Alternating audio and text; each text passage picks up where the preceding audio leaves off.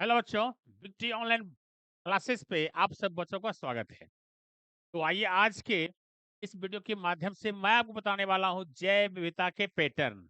इसके पहले के वीडियो में आप लोगों ने देखा था जैव विविधता क्या है, जैव विविधता के कितने प्रकार हैं, जैव विविधता सबसे ज्यादा कहाँ पाया जाता है, सबसे कम कहाँ पाया जाता है, जैव विविधता की खोज की थी, जय बेटा सब किसने किया, अगर वगैरह बहुत सारी चीजें था, आप लोगों ने देखा उसको। आज ये दूसरे पार्ट 2 में मैं आपको लेकर आया हूँ आपके सामने जय बेटा के पैटर्न। ठीक है, तो पैटर्न में हम देखेंगे और साथ ही साथ जातीय क्षेत्र संबंध स्पीसीज एरिया रिलेशनशिप को भी देखने वाले हैं। ठीक है, तो चलिए शुरुआत करता हूँ बच्चों बिना देर किए हुए। क्या है तो सबसे पहले जय बेटा के प्रतिरूप हम लेते हैं। जय बेटा के प्रतिरूप में देखिए क्या क्या करते हैं, क्या क्या लेते हैं। तो क्या प्रतिरूप में सबसे पहला नाम आता है पैटर्न्स ऑफ जो है बायोडायवर्सिटी। क्या इसके क्या पैटर्न हैं, इसको क्या पैटर्न है इसको जानने की कोशिश करेंगे। ठीक है, के पैटर्न को जानने की कोशिश करेंगे। आइए देखते हैं पैटर्न को। सबसे पहले इसको हम बायोडायवर्सिटी जो जैव विविधता है इस संसार में, ये दो पैटर्न मुख्य रूप से हैं। तो पहला पैटर्न देखिए क्या है यहाँ पर, अक्षांशीय है। क्या है ये, अक्षांशीय है ना। अक्षांशीय यहाँ पर बताते हैं इसे, अक्षांशीय प्रवणता जिसको बोलते हैं बच्चा लेटिट्यूडनल ग्रेडियंट्स। लेटिट्यूडनल ग्रेडियंट्स ये दो है, तो दो में पहला क्या हो गया, अक्षांश प्रवणता ग्रेडियंट्स है। अब कैसे ग्रेडियंट्स ये बढ़ रहा है, किस तरह से हो रहा है कि जो जैव विविधता कहीं कम कहीं अधिक तो हो रहा है, तो उसके पैटर्न को देखते हैं। तो दो पैटर्न हमारे सामने आती है। सबसे पहला पैटर्न जो होता है अक्षांश प्रवणता होता है। अब इसमें क्या होता है इसको अच्छे से समझने के लिए ध्यान से सुनिएगा और बिना स्किप किए हुए लगातार देखिएगा, तो ये आपको टिपिकल चीजें आपको अच्छी से तरह से समझ में आ जाएगी। ठीक है, बच्चे बहुत सर्च करते हैं इस टॉपिक को बायोलॉजी में, 12th बायोलॉजी में। ठीक है, तो आइए देखते हैं। उम्मीद करता हूँ इस वीडियो के माध्यम से आपकी कंफ्यूजन ये दूर हो जाएगी। तो संपूर्ण विश्व की बात करते हैं, ऑल ओवर वर्ल्ड की बात करते हैं, तो क्या बताइए जाति की संख्या क्या इक्वल रहती है। पूरा दुनिया की बात करते हैं तो हर जगह जाति एक जैसी होती है, कहीं कम कहीं ज्यादा। एक ही जाति जो होती है अलग अलग एरिया में की संख्या घट बढ़ जाती है। तो इसका मतलब है पूरे संसार में, पूरे वर्ल्ड में जो है तो इक्वल स्पीसीज संख्या इक्वल नहीं होती है। पहली बात हमको ये बात समझना है। ठीक है, उसके बाद अक्षांशों जिसको बोलते हैं लेटिट्यूड है ना, पर डायवर्सिटी में क्रमबद्ध, क्रमबद्ध क्या होता है, उतार चढ़ाव होता है। अर्थात यहाँ जो अब ठंडा प्रदेश है, ठंडे और गर्मी वाले प्रदेश हैं, तो आगे पीछे वहां पे क्या होगा, उसकी संख्या जो जाति संख्या होती है कि उसमें कम बेस होगा, उतार चढ़ाव होगा। वही यहाँ कह रहा है अक्षांशों पर जो है डायवर्सिटी में क्रमबद्ध सिस्टमेटिकली जो है उतार चढ़ाव होता है या हो सकता है। ठीक है, अब देखिए जैसे एग्जाम्पल में मैं पेश कर रहा हूं कि ध्रुव प्रदेश जो ठंडे प्रदेश होते हैं है ना, उच्च अक्षांश पर, मैंने ध्रुव प्रदेश में भी उच्च अक्षांश जो है से भूमध्य रेखा यहाँ पे कम अक्षांश होता है कि, और अगर बढ़ते हैं माने यहाँ से उच्च अक्षांश से भूमध्य रेखा माने कम अक्षांश की ओर बढ़ते हैं, तो क्या होता है, बायोडायवर्सिटी इंक्रीज होती है। कहने मतलब घटती जाती है। अर्थात ठंडे प्रदेश से गर्मी वाले क्षेत्र जाओगे जनसंख्या आपको ज्यादा मिलेगी। तो देखते हैं वो हिमालय पर पर्वत जहाँ पे नथुला बॉर्डर वगैरह है, कश्मीर के हिल स्टेशन वगैरह सब जो है समतल जगह की बनस्पत, जहाँ गर्मी पड़ती समतल होता है उसके बनस्पत वहां पे संख्या कम होती है। ठीक है, अब उसके रीजन बहुत सारे हैं, आगे सीखेंगे रीजन क्या क्या हो सकता है। बहुत सारे कुछ तो फैसिलिटीज होगी यहाँ पर जो लोग यहाँ रहना पसंद करते हैं, कुछ तो खासियत होगी। अब इमेजिनेशन करो कि क्या क्या हो सकता है, बहुत सारी बातें आप लोगों को मालूम होगा। ठीक है, तो आइए देखते हैं धीरे धीरे करके जानते हैं। ये बायोडायवर्सिटी क्या होता है, इंक्रीज होती है अर्थात बढ़ती है। कहाँ से, अगर ध्रुव अक्षांश उच्च से लेकर भूमध्य रेखा कम अक्षांश पर जाती है की ओर जाते हैं, तो क्या होता है जनसंख्या डायवर्सिटी जो होती है माने बायोडायवर्सिटी माने जैव विविधता में क्या होता है, बढ़ता है और उसमें इंक्रीज होती है। भांति भांति के मिलना शुरू हो जाएगा विविधताएं। ठीक है, तो ये पॉइंट मैं किया हूँ, छाट छाट के पॉइंट बनाया हूँ और एक एक चीज को एक पॉइंट आपका ना छूटे इस अध्याय से, तरह से मैं आपको सजाया हूँ आपके सामने। देखिए ध्यान से, मेन काउजेज। अब यहाँ पे जो ऐसी बातें हो रही है कि कुछ अक्षांश से अगर आप कम अक्षांश की ओर जाते हैं तो बायोडाइवर्सिटी इंक्रीज होती है। तो क्या कारण इसके हैं? तो मेन कारण इसके होते हैं कि शीतोष्ण क्षेत्र में सर्दी, माने शीतोष्ण ठंडी वाला जो एरिया होता है, क्षेत्र होता है, मौसम होता है कि सर्दी के कारण कुछ ही जीव वहां उग पाते हैं, है ना? कुछ ही जीव वहां उग पाते हैं। ठंड के कारण, सर्दी अधिक पड़ने के कारण, वहां पर वातावरण डिफरेंट होने के कारण, वातावरण है ना अनुकूल नहीं होने के कारण जो है कुछ जीव ही वहां पर उग पाते हैं। जबकि उल्टा देखिए, जबकि उष्णकटिबंधीय है ना, उष्णकटिबंधीय जो वर्षा वन है, जो गर्मी वाला क्षेत्र होगा, या खास कर ये वाला क्षेत्र जो है अक्षांश सीमा, जहाँ पे डिग्री, यहाँ समझिएगा, 2.5 डिग्री, है ना, और सी, और उत्तर से लेके 23 डिग्री जो है ना, आपको दक्षिण तक में क्या होता है, अधिक जातियां पाई जाती हैं। लगभग लगभग कितना, 10 गुना। इस पॉइंट को याद रखिएगा, 10 गुना। अर्थात यहाँ पर समझिए, शीतोष्ण क्षेत्र में अगर यहाँ पर 10 जाति है, 10 जाति है, तो 10 गुना बढ़ा दीजिए, मतलब है गर्मी के क्षेत्र में, गर्मी जगह में, यानी कि उष्ण कटिबंधीय क्षेत्र में, है ना, कहाँ पे कि कंडीशन दे दिया, अक्षांश सीमा 27 से उत्तर से लेके 27 डिग्री दक्षिण तक जो होगा वो अधिक जाति पाई जाती है, अर्थात यहाँ पे 100 मिलेगा, है ना।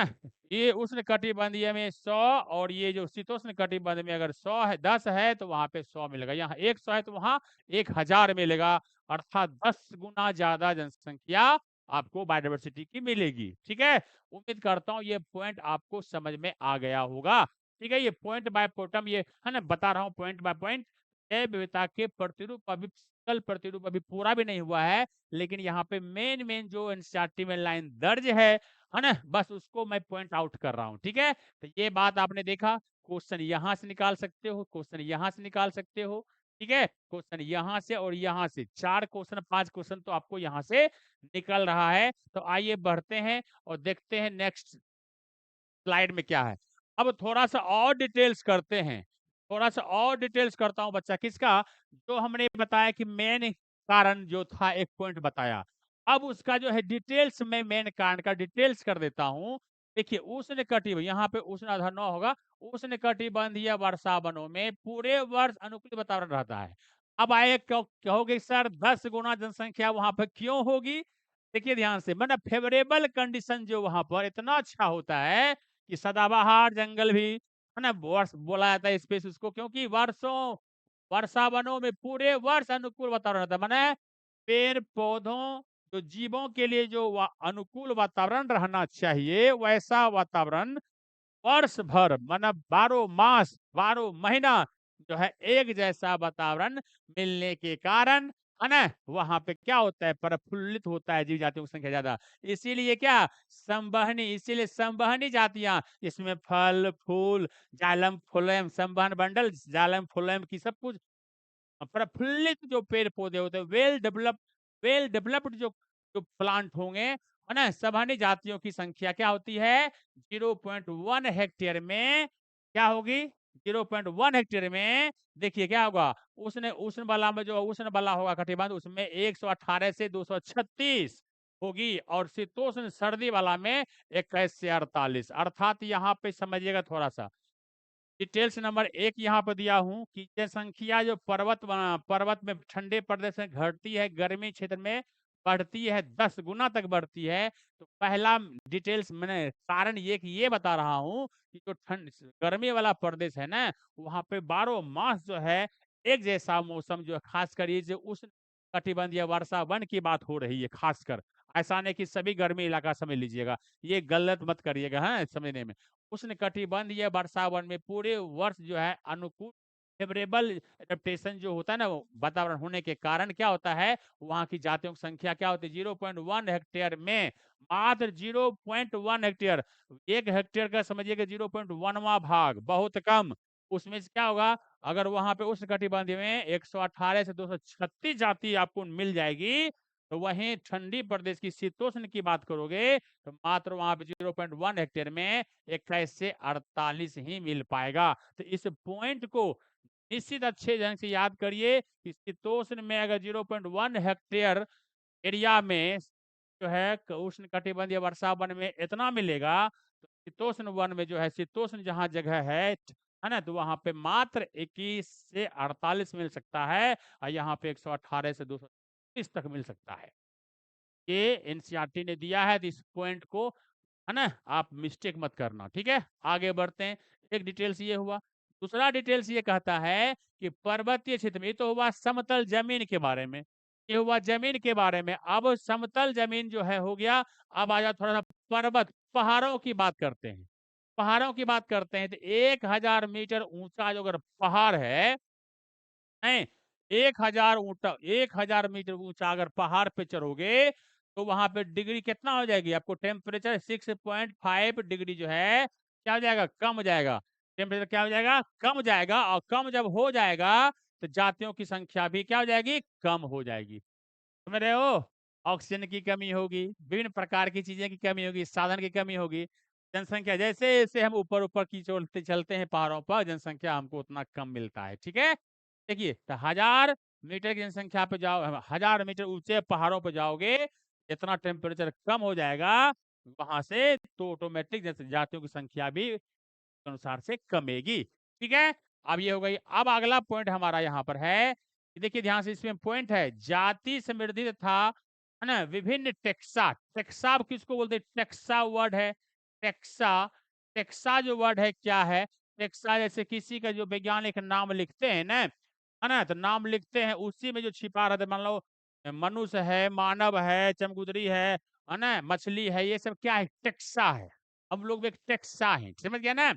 हाँ, तो टेक्सा करते करते पुष्पीय पादप हो जाए, फूल वाला जितना पौधा हो गया, चमगादड़ हो गया, और लवणीय या मृदु जल, मीठा जल या खारा जल जो होता है वाले, या साथ में मछलियां, ये सारे टेक्सा का एक दो एग्जाम्पल ले लिए। ठीक है, तो यहाँ पे कर रहा है कि जाति समृद्धि था विभिन्न टेक्सा की किस्में, यहाँ पे किस्में लिखा हुआ है, किस्में के क्षेत्र के बीच संबंध आयताकार अति परवलय होता है। इस लाइन को याद कर लेना बढ़िया से कि जाति समृद्धि जो होती है, जाति समृद्धि को बोलते हैं स्पेसीज रिचनेस। स्पेसीज रिचनेस यहाँ बोलते हैं, जाति समृद्धि को बोलते हैं स्पेसीज रिचनेस। आगे बताएंगे इसका कि जो कहाँ पे इसकी संख्या कब तक बढ़ती है, उसके सीमा तक जो वापस होती है, अभी हम इसका अगला दूसरा पॉइंट में बताएंगे। ठीक है, ये है एक पॉइंट का डिटेल्स कर रहा हूं।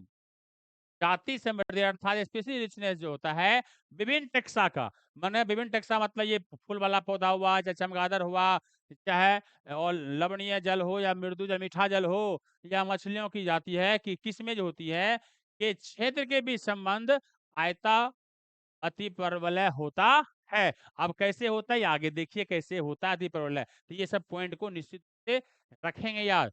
चलिए आगे देखता हूँ स्पेशल नोट में क्या है ना, वो आयता परवलय अभी माप आएगा वो भी देखेंगे। चलिए वो भी देखेंगे यहाँ पर।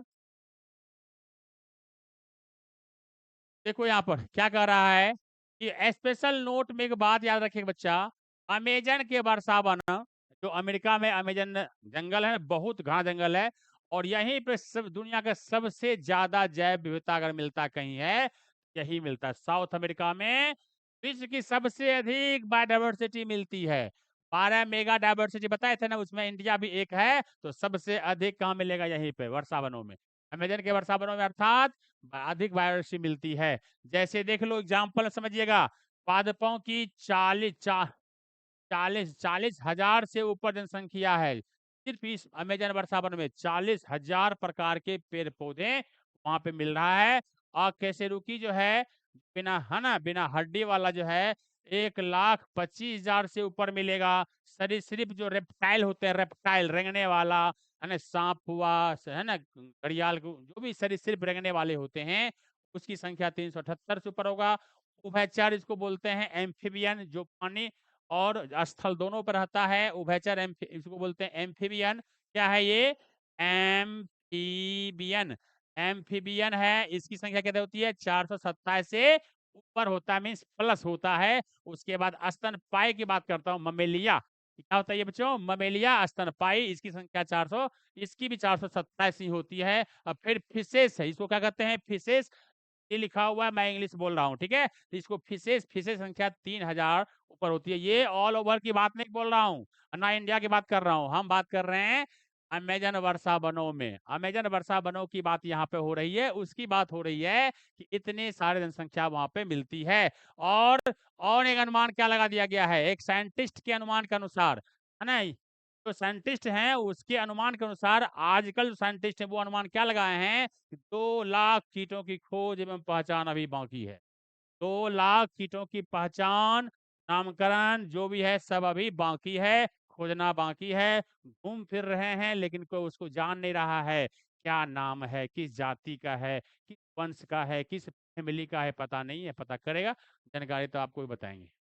ठीक है, ये तो बुरा हो गया बात। अब मैं बात करूं, थोड़ा सा यहाँ पे देख लीजिए, ये जो क्या कर रहा है, ये स्थान है। चलो यहाँ पर थोड़ा सा ये आपको क्लियर हमें लगता है कि नहीं, अगर दिख रहा होगा तो कोई बात नहीं, चलो मैं दिखाता हूँ। देखिए ध्यान से, ये जो है स्थान, स्थान में अक्षांश है, स्थान में अक्षांश है, ये पक्षियों की जातियां है। क्या है ये? पक्षियों की जातियां। देखिए मैं कुछ बता रहा था, इसको समझिएगा। अब ये कोलंबिया दिया है, कोलंबिया, है ना? भूमध्य रेखा के समीप कोलंबिया जो है, ये 1400 जाति यहाँ पे पक्षियों की, कितना है? 1400 पक्षियों की जाति है। अब यहाँ न्यूयॉर्क है, न्यूयॉर्क जो है 41 डिग्री जो है उत्तर, उत्तर की ओर जो है न्यूयॉर्क, न्यूयॉर्क जो है कितना यहाँ पर? 41, 41 डिग्री, 41 डिग्री, है ना? उत्तर, उत्तर उस पे 105 जातियां मिलेगी पक्षियों की।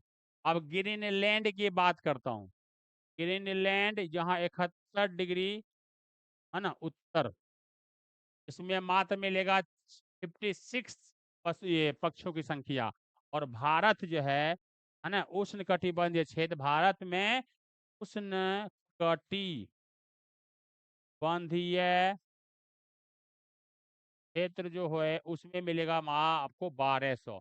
अब समझिए, अमेरिका में है नहीं, कोलंबिया जो है, कोलंबिया भूमध्य रेखा के समीप क्या है? 1400 पक्षियों की जातियां हैं। तो सेकंड में भारत ही आता है, उष्णकटिबंधीय क्षेत्र जो भारत का है उसमें 1200 पक्षियां मिलेगी आपको।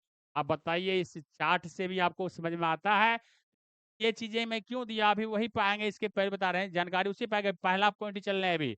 तो ये सब जो एनसीईआरटी में दर्ज है, आप पॉइंट बाय पॉइंट इसे निश्चित रूप से क्या करो, सब यहाँ पे करिए। तो आपको इस कहीं सवाल नीट में, या बोर्ड, खासकर नीट की बात करूंगा तो कहीं कहीं से सवाल पूछ दी जाती है। अगर बच्चे लाइन बाय लाइन जो नहीं पढ़ पाएंगे, लाइन बाय लाइन नहीं पढ़ पाते हैं, तो मुश्किल होता है उसे सब जवाब देना, क्लियर करना। ठीक है, तो इसी लेके एक एक चीज को ध्यान दीजिए, किसकी कितनी जातियां हैं, किसकी संख्या है, कौन अनुमान लगाया है ना, कब तक क्या होगा। ठीक ना? चलिए आगे बढ़ता हूँ, इसके आगे उम्मीद है समझ गए होंगे। चलते हैं, आगे बढ़ते हैं। देखिए क्या है, अधिकता के कारण, अभी हम पहला पॉइंट में चल रहे हैं, पहला पहला पॉइंट चल रहे हैं। और क्या पहला पॉइंट है, जानकारी मिलेगी आपको। देखिए, अधिकता, जो अधिकता ऐसा हो रहा है, जनसंख्या कहीं कम कहीं ज्यादा, तो अधिकता के क्या कारण हो सकते हैं? क्यों लोग ठंडे प्रदेश में नहीं ज्यादा है, क्यों लोग की बात करें या जातियों की संख्या की बात करें, क्यों वहां पे जातियां बढ़ रही है और ठंडे प्रदेश में क्यों घटती है? क्या कारण है अधिकता का, जो समतल जमीन पे या कटिबंधीय में ज्यादा होता है? क्या है तो अधिकता का कारण? क्या होता है? सबसे पहले शीतोष्ण में हिमछदन, जो अब मान लो बर्फबारी होता है, हिमस्खलन होता है, माने बहुत सारे वहां पे आपदाएं आती हैं। यहाँ अब हिमस्खलन या ग्लेशियर होना और उष्ण में नहीं होना, शीतोष्ण में होता है, ठंडे प्रदेश में ये हो रहा है, ये हो रहा है। लेकिन शीतोष्ण में जो है, उष्ण कटिबंध में ऐसा नहीं होता है, इसीलिए जनसंख्या यहाँ पर जीवों की ज्यादा होती है। एक बात हो गई। दूसरा उपाय कहता है, उष्ण कटिबंधीय क्षेत्रों में सौर ऊर्जा, सूर्य रोशनी बड़ी अच्छी पड़ती है। खूब अच्छी ऊर्जा मिलती है। कहता है ना ऊर्जा का सबसे बड़ा स्रोत क्या होता है? ये होता है। तो सौर ऊर्जा है, अधिक होने से उपलब्धता अधिक मिलती है, अर्थात हर प्रकार के पेड़ पौधे, फल, साग, सब्जी, है ना, अवेलेबल हो पाता है। इसलिए कि कृषि की संख्या यहाँ पे ज्यादा, है ना, उपज होती है ज्यादा, माना बढ़ती, ज्यादा इंक्रीज करती है, ज्यादा उत्पन्न होती है, ज्यादा रहना पसंद करती है।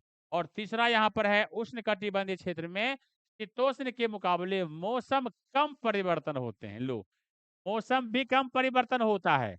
उष्णकटिबंधीय में शीतोष्ण के मुकाबले, शीतोष्ण में बेसी मौसम परिवर्तन होता है, यहाँ पर कम परिवर्तन होता है। इसलिए कि जाति की संख्या यहाँ पे बायोडायवर्सिटी ज्यादा मिलती है। तो ये अधिकता के कारण मैं आपको बताया। उम्मीद है यह भी आप बात अच्छी तरह से समझ गए होंगे। ठीक है, देखिए अब आता है जाति क्षेत्र संबंध। ये हुआ आपका दूसरा। पहला क्या था? चलिए फिर से मैं आपको समझा दूं, पहला क्या था। देखिए, पहला आपको था पॉइंट,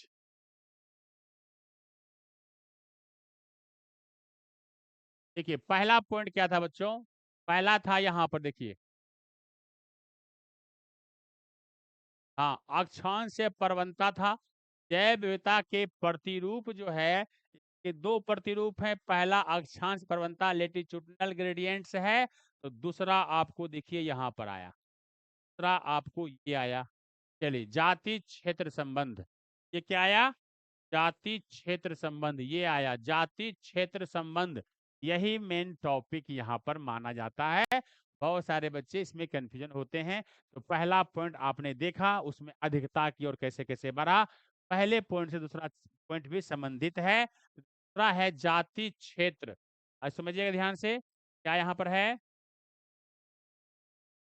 जाति क्षेत्र संबंध अर्थात स्पेसीज एरिया रिलेशनशिप, है ना, रिलेशनशिप। अब ये क्या होता है इसको समझिए।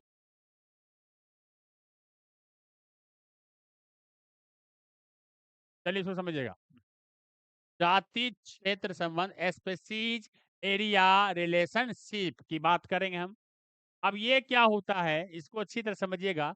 कि अमेरिका में जब एक जर्मन के महान, कहाँ के? जर्मन के महान यहाँ था, बात थी, है ना। अमेरिका वाला बात तो उष्णकटिबंधीय में वाला बात हो गई। अमेरिका के साइंटिस्ट भी इसके संबंध में जानकारी लिया है। लेकिन यहाँ पे जर्मनी के महान प्रकृतिविद एवं भूगोल शास्त्री, है ना, अब अमेरिका का विचरण कर रहे होंगे, अमेरिका गए होंगे घूमने फिरने या रिसर्च करने के लिए, तब की बात है। तो जर्मनी के महान प्रकृति, है ना, प्रकृतिविद और साथ में भूगोल शास्त्री, है ना, जियोलॉजिस्ट जो थे, जियोलॉजिस्ट होता है, जंतु शास्त्री होता है, और ज्योग्राफी, ज्योग्राफी के ज्ञाता जो होते हैं, है ना, तो उसको भूगोल शास्त्री बोलते हैं। और प्रकृति, नेचर के बारे में जो पढ़ते हैं, नेचुरलॉजिस्ट जो है वो प्रकृतिविद कहलाते हैं। तो ये दोनों थे कौन? हमारे अलेक्जेंडर वान हमबोल्ट, अलेक्जेंडर वान हमबोल्ट, अलेक्जेंडर वान हमबोल्ट, ये साइंटिस्ट थे जिन्होंने जाति क्षेत्र संबंध को बताया। ठीक है, अब देखिए जाति समृद्धि तथा विभिन्न टेक्सा, तो भाई विभिन्न टेक्सा बता दिए यहाँ पर, चमगादड़, अलवणीय, मृदु जल वाला बात हो गया। मछलियों किस्में की बता दिया गया, अभी संबंध आयताकार प्रतिवलय होता है ना। अब यहाँ पे ये जाति, जहाँ पे इतना सा पॉइंट जो है वहां पे दिखाया गया था, डबल हो सकता आ गया होगा बच्चा। ठीक है, चलिए डबल हो गया तो मैं वही बता दूं यहाँ पर। चलिए 1 मिनट थोड़ा सा वेट करिए। एक चीज है मैं आपको समझा रहा हूँ।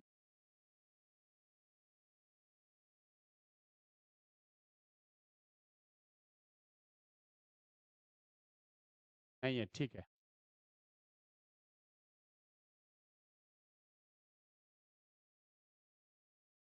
हाँ, चलिए ध्यान देखिएगा,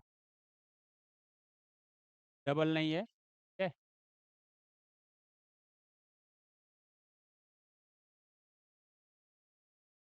देखिए, क्या जर्मनी के महान प्रकृतिविद यहूदा, पूरा हो गया, नाम है अलेक्जेंडर वान हमबोल्ट है। जाति समृद्धि तथा विभिन्न टेक्सा, जाति समृद्धि, वही जाति समृद्धि, स्पीशीज रिचनेस की बात हो रही है। और विभिन्न टेक्सा अर्थात वही पुष्पी, पादप हो, चमगादड़ हो, लवणीय, मृदुजल जो भी है, ये वाले मछलियां, किसमें क्या होती हैं, किसमें क्या होती है, किसमें के क्षेत्र के बीच क्या होता है, आयताकार परिवलय होता है। ये लाइन आपको डबल बार आया था, ठीक है ना, इसके पहले हम लिख लिए थे, कोई बात नहीं, यहाँ समझ लीजिएगा। अब दूसरा क्या होता है, ये तो जानकारी आपको दे दिया था।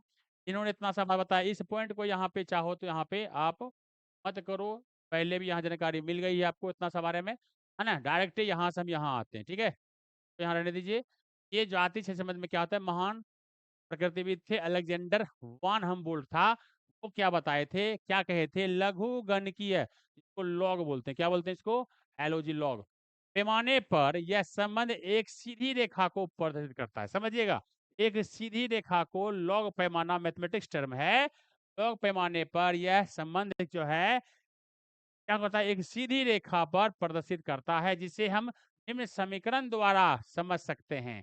देखिए लॉग एस, एस क्या है बताएंगे, लॉग एस बराबर log C plus Z log A, ये समीकरण बनता है, ये सूत्र बनता है बच्चों, ये सूत्र बनता है, मैंने समीकरण बनता है, फॉर्मूला बनता है ये वाला। और यहाँ पे जहां पर जहां क्या क्या है, जहाँ एस क्या है, जातीय समृद्धि है, स्पेसीज रिचनेस है, स्पेसीज रिचनेस यहाँ पर है, और सी बराबर वाई अंतःखंड है, इंटर है ना, इंटरसेप्ट है ना, इंटरसेप्ट है कि आप आंतरिक संबंध को दर्शाता है, सी बराबर वाई होगा, ठीक है, अंतःखंड दर्शाता है। और जेड जो है, जेड वो रेखीय ढलान, स्लोप ऑफ द लाइन, अर्थात जाति एक सीमित क्षेत्र तक बढ़ती है ना, बताऊंगा अभी, उसके बाद धीरे धीरे क्या कहते हैं, ढलान क्यों जाता है, हमने नीचे घटते जाता है। अब देखिए यहाँ पर, और ए क्या है, एरिया है। अब इसको यहाँ पे समझने की कोशिश करो, अब यहाँ समझने की कोशिश करिएगा। देखिए ये है एरिया, ये क्या है बच्चों, ये है एरिया, एरिया है। और यहाँ पे जाति की संख्या स्पेसिफिक रिचनेस जो है यहाँ पर दिया हुआ है, ये रिचनेस दिया हुआ है। अब जैसे जैसे क्या हुआ, एरिया हम बढ़ाएंगे, थोड़ा सा यहाँ बढ़ाए, यहाँ तक आया। अब थोड़ा सा और एरिया बढ़ाए, यहाँ तक आया, और एरिया बढ़ा है ऐसे यहाँ तक आया। ऐसे करते के देखो, ये बढ़ा, ये वाला बढ़ रहा है यहाँ पर, ये बड़ा बढ़ा हुआ है लॉग लॉग स्केल। जैसे ना यहाँ पे आगे और गया, आगे और गया, यहाँ तक आया, यहाँ बढ़ गया, यहाँ तक आया। और जाति की संख्या यहाँ पर देखो, और इसमें और बढ़ाए हम, और बढ़ाते हैं, तब देखो क्या हुआ, यहाँ सब यहाँ आती है, लेकिन क्या है, यहाँ नहीं आके जनसंख्या क्या होता है, अब नीचे खिसक रहा है, मैंने ढलान की ओर आ रहा है। देखो जैसे यहाँ आता है जनसंख्या, ऐसा नहीं जितना एरिया बढ़ा देंगे जनसंख्या भी बढ़ते रहेगा, ऐसा परमानेंट सब दिन नहीं होता, हर जगह नहीं होता है। तो एक सीमित समय तक ही जनसंख्या आगे बढ़ती रहेगी, उसके बाद क्या होगा, अचानक उसमें क्या आएगा, कम आएगा, है ना, ढलान आएगा। तो वही दिखाया गया, यहाँ बीच वाला जो है उसको कहते हैं एस बराबर सी ए जेड होगा। और जैसी ना यहाँ पे जो है, जो नीचे आ रहा है, तो उसी को लॉग पे घनकीय मैथमेटिक्स टर्म में उन्होंने बताया था कि लॉग लॉग स्पेल पर जब देखते हैं तो यही फार्मूला कन्वर्ट होके क्या हो जाता है, आपको लॉग एस बराबर लॉग सी, log c, log C plus Z, तो यहाँ है ही जेड, जेड हो गया प्लस लॉग फिर ए हो गया, समझ गया। तो लॉग एस बराबर log C plus Z log A, इस तरह का आ जाएगा, जब ढलान होगा ना यहाँ पर, तो उस तरह जनसंख्या यहाँ पर हो जाएगी। इसी को उन्होंने इस तरह से बताया था, ठीक है। तो मतलब मोटा मोटी यही होता है कि जैसे जैसे हम एरिया बढ़ाते हैं, तैसे तैसे बहुत हद तक क्या होता है, जाति की संख्या भी बढ़ती है, लेकिन कुछ सीमा तक ही बढ़ेगा, उसके बाद उसमें कमी आएगी, क्या करेगा, कम आके मूवमेंट नीचे आएगा, और इस फार्मूला से इस फार्मूला पर पहुंच जाएगा, ठीक है। आगे देखिए क्या यहाँ लिखा हुआ है, एस बराबर क्या है, सी बाय जेड क्या होता है, जेड क्या है, और ए क्या है, और अभी पूरा नहीं हुआ है, और इसको अच्छी तरह से समझने की कोशिश करिए। तो आइए देखते हैं, मान भी दिया हुआ है, इसमें मैथमेटिक्स टर्म से निकाल भी सकते हो आप लोग, ठीक है। अब जेड का मान अगर हम 0.1 से 0.2 के बीच रखते हैं, ठीक है, चाहे वर्ग की समूह अथवा क्षेत्र कुछ भी होगा, कोई भी क्षेत्र या वर्ग की का जो वर्गीकरण का कोई भी चीज होगा, तो जेड का मान हम क्या रखते हैं, हमेशा जब भी रखते हैं तो 0.1 से लेके 0. ही रखते हैं, क्या ना, इसका डिटेल जब आगे होता है ना बीएससी एमएससी लेवल पर, तो भाई ये मान देके बहुत सारे मैथमेटिक्स टर्म के द्वारा निकाला जाता है, ठीक है। अब जैसे एग्जांपल की बात करते हैं, न्यूयॉर्क के मोलस्का, कैलिफोर्निया के पक्षी, भारत के पौधे, ये सब क्या है, जेड का मान हम 0.1 0.2 ही निकाल सकते हैं। उदाहरण दे दिया है, न्यूयॉर्क के मोलस्का की बात करें हम, चाहे कैलिफोर्निया के पक्षी की बात करें हम, या भारत के पौधे की बात करें हम जेड का मान जब भी लेना है तो 0.1 से लेकर 0.2 लेना है। और एक खास बात, इसमें न्यूमेरिकल नहीं पूछता है, याद रखिएगा, है ना? इससे न्यूमेरिकल नहीं पूछा जाता है आपके लेवल में जो है, इसलिए बिंदास रहिए, ठीक है? चलो आगे। का मान हम रेंज, जेड का रेंज की बात करता हूँ, रेंज की बात करते हैं, 0.6 से 0.1 1.2 लेते हैं और उष्णकटिबंधीय वनों में पाए जाने वाले फलाहारी पक्षियों तथा स्तनधारियों की रेखा ढलान 1.15 होता है। इस पॉइंट करिएगा कि स्तनधारियों की रेखा ढलान कितना होता है?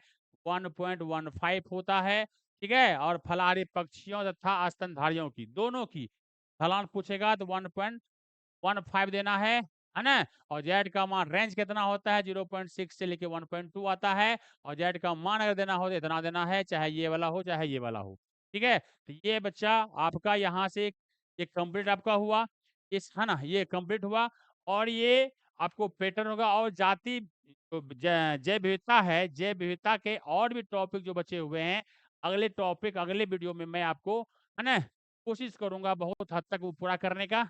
ये अभी ये पूरा नहीं हुआ, ये पूरा हो गया है, लेकिन आगे जो बायोडायवर्सिटी है उससे संबंधित और भी बातें मैं आपको बताने वाला हूँ, ठीक है? तो निश्चित रूप से जो बच्चे इसमें नए हैं, जो हमारे चैनल को अभी लाइक सब्सक्राइब नहीं किए हैं, तो उसे करें। आपके सब्सक्राइब से हमें मनोबल मिलता है, बढ़ावा मिलता है, ऊर्जा मिलती है और मेहनत करके आपको नई-नई चीज़ सिखाने की कोशिश करता हूँ। ठीक है बच्चों? तो आज इतना ही, नेक्स्ट डे हम फिर मिलते हैं, है ना? इसी आशा विश्वास के साथ। ओके, जय हिंद, जय भारत।